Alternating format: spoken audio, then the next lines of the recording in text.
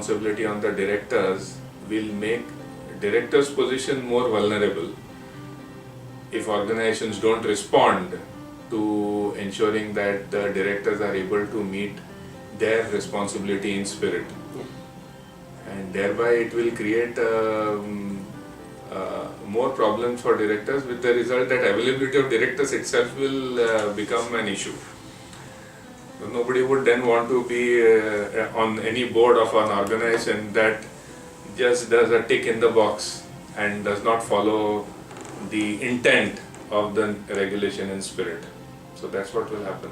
The new companies bill would definitely have a bigger impact in terms of responsibility of the independent directors.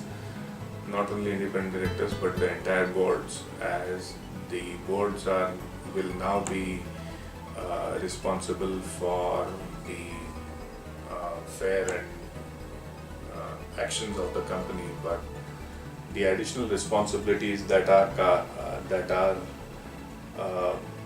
the directors would be liable for, particularly in the director responsibility statement in relation to implementation of internal controls over financial statements, and the responsibility that these are implemented, that they are adequate, as well as they are operating effectively. These issues were there in the Clause 49 regime as well, but it was more of a tick in the box rather than being followed in spirit. So as long as whatever the companies were adopting as Clause 49, now the burden shifts to the directors in their director's responsibility statement, and therefore they will require an additional assurance and not just a tick in the box that these are being complied with, because it becomes their responsibility, and that assurance therefore entails the directors to see to it that there is a more rigorous implementation of the internal controls, more like a Sarbanes-Oxley kind of an environment needs to exist within the country to enable the directors to fulfill this responsibility. Otherwise, the directors would land in a situation where they are accepting a statement made by the management without having adequate backup of assurance around what is actually being done. So that's on the internal control. Similarly, the directors are also responsible for implementation of a system that enables compliance with all the regulations.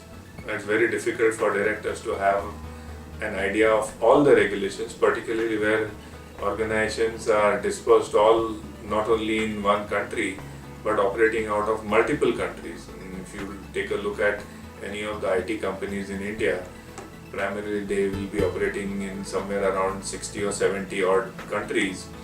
And how do the directors get an assurance around meeting with the compliance regulations in each of those countries and the impact of that? So therefore, implementing such systems is going to be another uphill task for organizations, not only having those systems but demonstrating to the directors that these systems are implemented, are operating effectively and are adequate. So this is going to be an additional responsibility on directors, which they will have to ensure that there is a support system that provides them with the inputs in terms of the existence and operating effectiveness of each of these systems. So there will be compliance requirements not only in the Indian context, but they will have to be cognizant of the compliance requirements outside of India, and they need to understand what those liabilities are, and not only understand those liabilities but also have a system that will ensure that these compliances are being met. And so it's not just going to be a management assurance. The directors would benefit more from an independent assurance that they would get, and therefore they may tend to rely not only on the internal auditors or the external auditors. They may want periodic independent assurance, and they may have to get into more details. So with the result that such director's responsibility, such clauses included in the director's responsibility statement would require the directors to spend more time looking at how these systems operate, and also forming an opinion whether these are adequate or not. So that is going to be an additional burden. Therefore, if that is what they will be expected to do, probably it will be difficult for directors to be on multiple boards, and consequently they'll have to curtail their number of directorships in the light of the time span that they have to ensure that they do justice to the boards in which they are. The additional impact on particularly on independent directors is through Schedule 4, and that Schedule 4 deals with code of conduct particularly for independent directors. And while this is a welcome move, it definitely casts an impact on the independent directors in terms of their responsibility, and they'll have to ensure that each of those guidelines of the code are adhered to. Not only that, they have to sign off on their independence in terms of clause 149, thereby requiring them to confirm that they are adhering to the independence requirements. So it's not only just independence in letter, but also in spirit that they'll have to follow. And these are welcome steps to ensure that governance within organizations improves.